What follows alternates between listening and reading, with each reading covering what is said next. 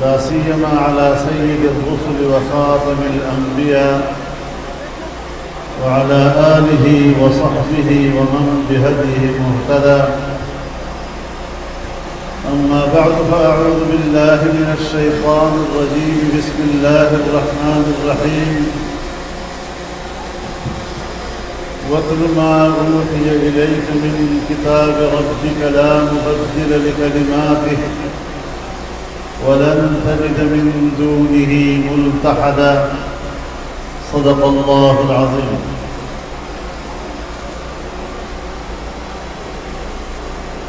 Stage پر موجود سندھ دھرتی کے نہایت قابل احترام زعماء حضرات، علماء کرام، میرے بزرگوں، دوستوں اور بھائیوں،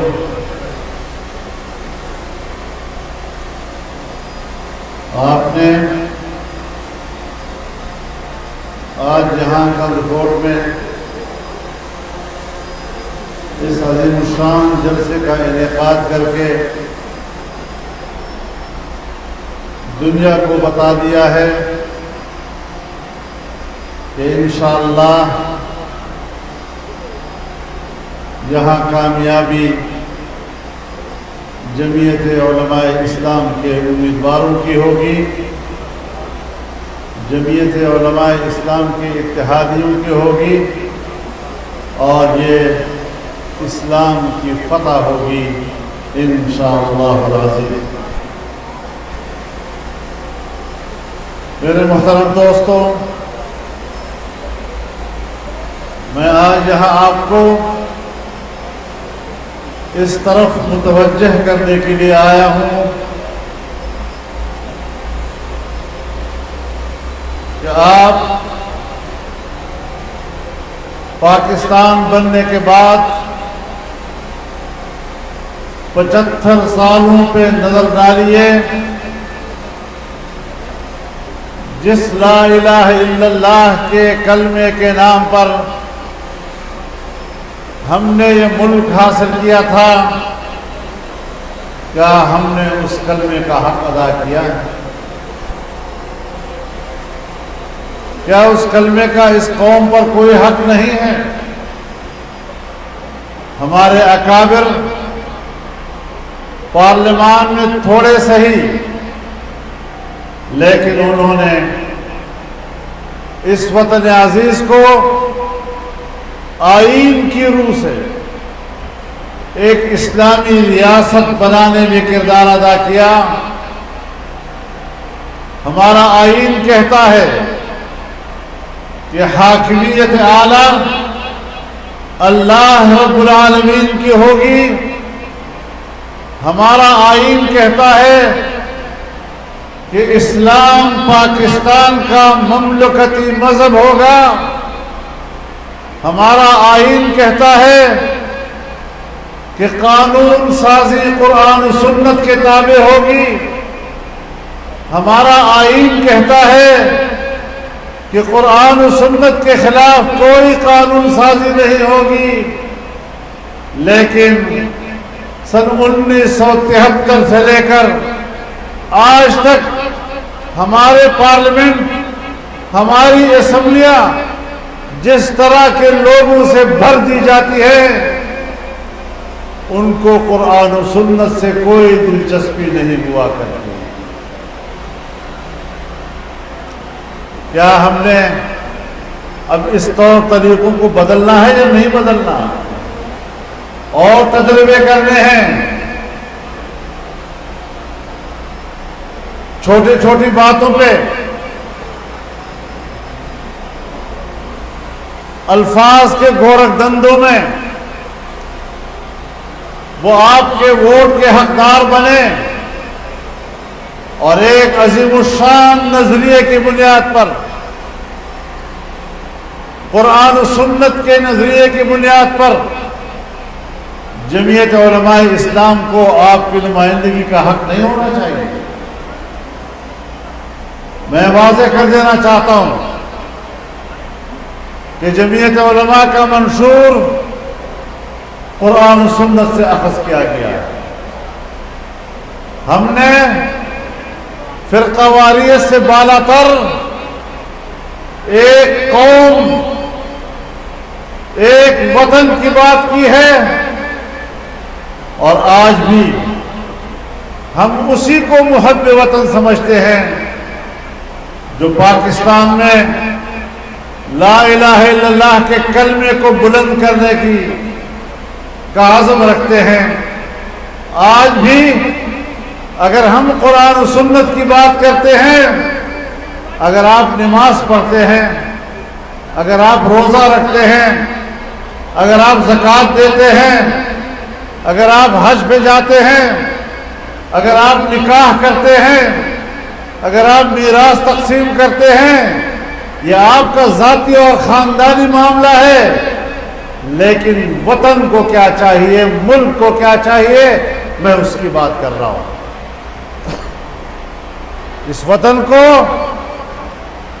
دو چیزیں چاہیے، ایک انسانی حقوق کا تحفظ اور دوسرا خوشحال معیشت۔ ذرا سوچو 75 سال پر پوری نظر ڈالو اس کے اوپر، کیا ہم اللہ رب العزت کے اس فرمان کا مصداق نہیں بن رہے؟ فرمایا ضرب اللہ مثلا قریۃ كانت آمنة مطمئنة يأتيها رزقها رغدا من كل مكان فكفرت بأنعم الله فأذاقها الله لباس الجوع والخوف بما كانوا يصنعون۔ اللہ تعالی نے اس آبادی کی مثال دی ہے کہ جہاں پر امن بھی تھا، اطمینان و سکون بھی تھا اور خوشحالی تھی، ہر طرف سے رزق کھچ کھچ کے آ رہا تھا، معاشی طور پر لوگ خوشحال تھے، انسانی حقوق محفوظ تھے، امن و امان کا چرچا تھا۔ لیکن جب لوگوں نے اللہ کے ان نعمتوں کی بے قدری کی اور کفران نعمت کیا تو دو سزائیں ان کو دی اور ان سزاؤں کا مزہ چکھایا، ایک بدامنی اور ایک بھوک۔ کیا آج ہمارے ملک میں بدامنی نہیں ہے؟ کیا سندھ کے لوگ اس بات کی گواہی نہیں دیں گے کہ یہاں کتنی بدامنی ہے؟ آئے روز لوگ اغوا ہوتے ہیں، آئے روز لوگ قتل ہوتے ہیں، طاقتور لوگ قتل کرتے ہیں تو آزاد پھرتے ہیں، کمزور لوگ قتل کرتے ہیں تو پکڑے جاتے ہیں۔ رسول اللہ صلی اللہ علیہ وسلم نے فرمایا کہ پچھلی امتیں اسی لیے تو تباہ ہوئی کہ اگر ایک طاقتور جرم کرتا ہے تو اس کو نہیں پکڑا جاتا، اور اگر ایک کمزور جرم کرتا ہے تو اس کو پکڑ لیا جاتا ہے۔ ہم نے اس حوالے سے سوچنا ہے کہ ہم نے کیا اس ملک میں تبدیلی لانی ہے۔ ہمارے ملک پر تو لوگ باہر سے لا کر مسلط کیے جاتے ہیں، باہر کے ایجنڈے سے لا کر یہاں پر مداری ہمارے اوپر مسلط کر دیے جاتے ہیں، فتنہ گر ہمارے اوپر مسلط کر دیے جاتے ہیں۔ اور آپ نے دیکھا کہ جب باہر کا ایجنڈا آیا، یہودیوں کا ایجنڈا آیا، امریکیوں کا ایجنڈا آیا، اور آج بھی اس پارٹی کے فارن فنڈنگ کیس میں کوئی 30 لاکھ ڈالر کے قریب اسرائیل کے موساد سے ان کو ملے ہیں۔ ہم بلا وجہ نہیں کہہ رہے یہ باتیں، انہوں نے خیراتی ادارے بنائے، یہودیوں کے پیسے سے بنائے، جرمنی کے پیسے سے بنائے، برطانیہ کے پیسے سے بنائے، یورپ کے پیسے سے بنائے، امریکیوں کے پیسے سے بنائے، اور حساب کتاب بھی نہیں ہے، اس لیے کہ خیراتی ادارے، حساب کتاب بھی نہیں ہے۔ اور پھر جو لوگ پاکستان پر مسلط کیے جاتے ہیں تاکہ ملک کی معیشت کو تباہ کر دیا جائے۔ پاکستان کی تاریخ میں ملک کی معیشت کا اس طرح کباڑہ نہیں ہوا، ملک کی معیشت اس طرح زمین بوس نہیں ہوئی جس طرح کے گزشتہ 5 سالوں میں ہوئی، اور ان کے 3.5 سالوں میں ہوئی کہ ایک مرحلہ وہ بھی آیا کہ ہماری سالانہ ترقی کی شرح 0 سے بھی نیچے چلی گئی۔ ہم نے وہ دن بھی دیکھے، اور پھر دھاندلی کے ذریعے لایا گیا، ووٹ چوری کر کے اس کو لایا گیا، لیکن ان کا یہ خیال تھا کہ پاکستان میں چل جاتا ہے، چاہے جیسا بھی نتیجہ ہو پاکستان میں چل جاتا ہے۔ جمعیت علماء نے کہا نہیں چلے گا، اور پھر نہیں چلے گا، اور انشاءاللہ آئندہ بھی نہیں چلنے دیں گے۔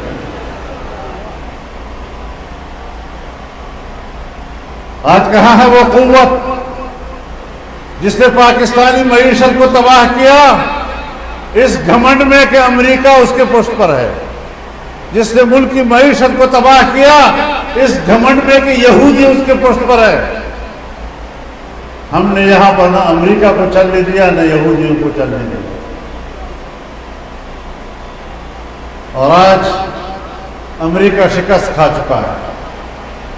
دور کی بات نہیں کہہ رہا ہوں، یہاں ہمارے پڑوس افغانستان میں شکست کھا چکا ہے، یہاں سے بھاگ کر گیا ہے۔ اور میں آپ کو یہ بھی بتا دوں کہ آج امریکہ کی دفاعی قوت چین اور روس سے کمزور ہو چکی ہے۔ میں آپ کو یہ بھی بتا دوں کہ آج امریکہ کی فوج میں نئی بھرتیاں نہ ہونے کے برابر ہو گئی ہیں۔ وہاں کا نوجوان اب فوج میں بھرتی ہونے کے لیے تیار نہیں۔ میں آپ کو یہ بھی بتا دوں کہ امریکہ کی 52 ریاستیں آج آپس میں لڑ رہی ہیں اور ایک دوسرے سے الگ ہونے کی دھمکیاں دے رہی ہیں۔ یہ ہے آج ان کی طاقت کا انجام، اور یہ ہے ہماری وہ فتح جو اس طاقت کے مقابلے میں حق کی آواز بلند کرتی رہی۔ جس افغانستان کو سازشوں کے ذریعے کمزور کرنے کی کوشش کی جا رہی ہے اور افغانستان کے اور پاکستان کے تعلقات کو خراب کرنے کی بات کی جا رہی ہے، ہم بتانا چاہتے ہیں کہ امارت اسلامیہ کی بحالی میں بھی جمعیت علماء اسلام نے واضح طور پر اپنا موقف دیا تھا کہ ہم اس کے ساتھ کھڑے ہیں۔ امریکہ نے ان کو دہشت گرد کہا، ہم نے ان کو مجاہد کہا۔ آج مجاہد جیتا ہے اور ریاستی دہشت گرد ہارا۔ اسرائیل اور حماس کی لڑائی ہوئی، حماس کو دہشت گرد تنظیم کہا گیا، لوگ ان کے پاس جانے کے لیے آمادہ نہیں ہو رہے تھے، ان کے ساتھ تصویر لینے کے لیے آمادہ نہیں ہو رہے تھے۔ ہم نے کہا یہ مسلمان کا حق نہیں ہے، مسلمان کبھی ایک اپنے بھائی کو دوسرے کے ظلم کے حوالے نہیں کر سکتا۔ المسلم اخو المسلم لا یسلمہ ولا یظلمہ، نہ اس پر خود ظلم کرتا ہے نہ کسی دوسرے ظلم کے حوالے کر سکتا ہے۔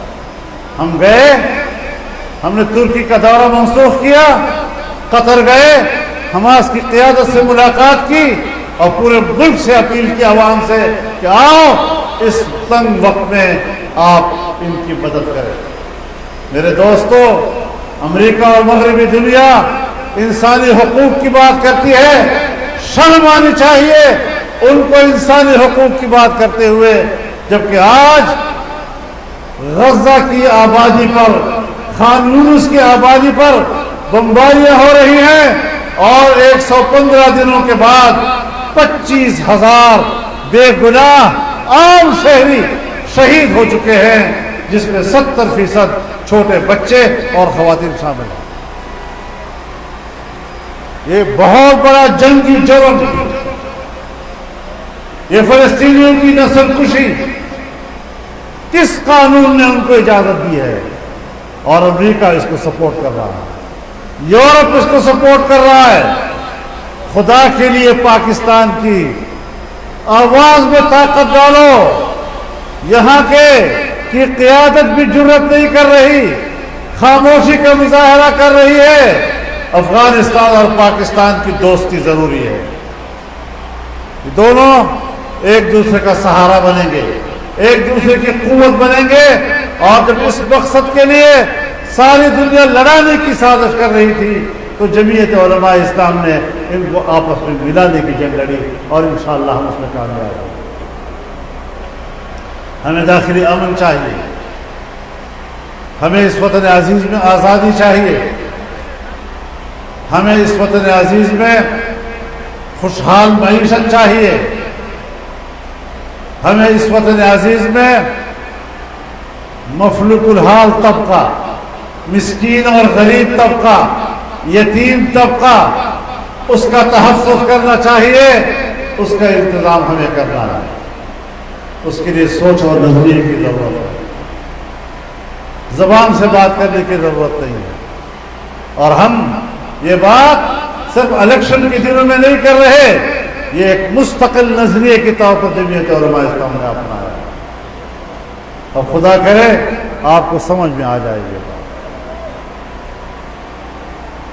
آپ نے جانا ہے، آپ نے گاؤں گاؤں پہنچنا ہے، آپ نے گھر گھر کا دروازہ کھٹکھٹانا ہے، اور یہ پیغام ان کو پہنچانا ہے کہ اب خدا کے لیے پاکستان پر رحم کرو، اب خدا کے لیے لا الہ الا اللہ کا قرض ادا کرو، اب خدا کے لیے اس ملک کی معیشت پہ رحم کھاؤ، خدا کے لیے اس ملک کے عام شہری کے جان مال اور عزت و آبرو کی حفاظت کے لیے کوئی کردار ادا کرے، اور تم نے کچھ بھی نہیں کرنا، ایک پرچی کا صحیح استعمال کرنا۔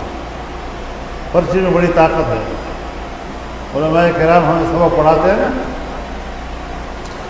تو ہمیں بتاتے ہیں کہ رسول اللہ صلی اللہ علیہ وسلم نے فرمایا کہ قیامت کے روز ایک شخص کو لایا جائے گا جس کے گناہوں کے رجسٹر 99 ہوں گے، اور ہر رجسٹر کا حد نظر پھیلا ہوا ہوگا، اور اللہ تعالیٰ اس سے پوچھے گا کہ کوئی عذر تو نہیں تیرا؟ اگر کوئی عذر ہے تو بیان کر دو۔ اس نے کہا نہیں، سب سچ ہے۔ اللہ نے فرمایا تیرے ساتھ زیادتی نہیں ہوگی۔ اللہ کے علم میں تھا، کہتے اس کے کھاتے میں ایک چھوٹی سی پرچی ہے، وہ پرچی ذرا نکالو۔ پرچی لائی گئی، اس میں صرف اتنا لکھا ہوا تھا، اشہد ان لا الہ الا اللہ واشہد ان محمدا عبدہ ورسولہ۔ کہا اس کو بھی ترازو میں ڈالو مقابلے میں۔ وہ گناہگار ہنس رہا تھا کہ اس ایک پرچی کا 99 رجسٹر سے کیا مقابلہ۔ اللہ نے فرمایا تیرے ساتھ زیادتی نہیں ہوگا۔ ایک پرچی مقابلے میں ڈالی گئی، اور وہ ایک پرچی بھاری ہو گئی 99 رجسٹروں کے اوپر۔ آپ یہ ایک پرچی استعمال کریں گے، انشاءاللہ اس سے پاکستان کے اندر انقلاب آئے گا۔ یہ تمام پارٹیوں پہ غالب ہوگا، تمام نظریوں پہ غالب ہوگا، تمام منصوبوں پہ غالب ہوگا، اور پاکستان کے قیام کا مقصد پورا کرے گا۔ یہ ایک پیغام ہے جو آپ نے گھر گھر لوگوں تک پہنچانا ہے۔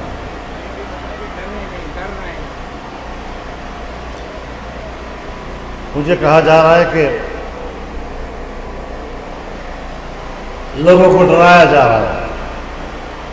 ہاں، ایک وقت تھا جمعیت کمزور تھی، جب وڈیرا آپ پہ ظلم کرتا تھا تو جمعیت آپ کو تحفظ نہیں دے سکتی تھی، تو آپ بھی ڈر کے مارے پھر اس کو ووٹ دیا کرتے تھے۔ اب الحمدللہ جمعیت ایک طاقتور قوت ہے۔ کوئی مائی کا لال کسی غریب کی طرف ٹیڑھی آنکھ سے دیکھے گا تو ہم اس کی آنکھ ٹیڑھ دیں گے۔ کسی طاقتور کا ہاتھ اگر غریب کی گریبان تک جائے گا ہم وہ ہاتھ توڑ دیں گے۔ اب مقابلہ ہے، میدان میں ہے، جمعیت علماء کو طاقتور بناؤ تاکہ تم غریبوں کا بھی تحفظ ہو، اس ملک کا بھی بھلا ہو، یہاں امن بھی آئے، یہاں کی معیشت بھی بہتر ہو، اور لا الہ الا اللہ کا قرض بھی ہم چکا سکیں۔ اللہ تعالی ہمارا حامی و ناصر ہو۔ وآخر دعوانا ان الحمد للہ رب العالمین۔